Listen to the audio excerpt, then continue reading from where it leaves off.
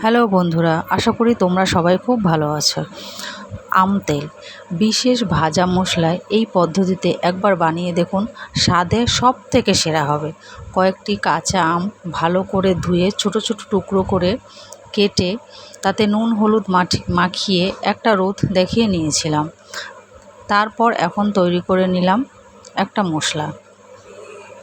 কয়েকটা শুকনো লঙ্কা নাড়াচাড়া করে দিয়ে দিলাম মৌরি, গোটা জিরে, গোটা ধনে ও অল্প পরিমাণে পাঁচফোড়ন। তারপর নাড়াচাড়া করে মশলাগুলোকে নামিয়ে ঠান্ডা করে নিয়ে মিক্সিতে মশলাগুলো গুঁড়ো করে নিলাম।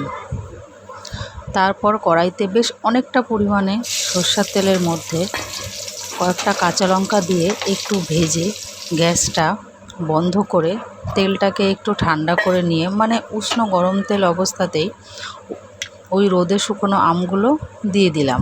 তাতে পরিমাণ মতো নুন হলুদ আর ওই গুঁড়ো করা ভাজা মশলাটা দিয়ে সমস্ত কিছু ভালোভাবে মিশিয়ে নিলাম। তারপর ভালোভাবে মেশানোর পর গরম অবস্থাতেই আম তেলটাকে একটা বয়ামের মধ্যে ভরে নিলাম। তারপর আম তেলটাকে ঠান্ডা করে দুটো তিনটে রোদ কিন্তু দেখিয়ে নিতে হবে, তবে আমও মজে যাবে, আম তেলটাও খেতে ভালো লাগবে। টাটা।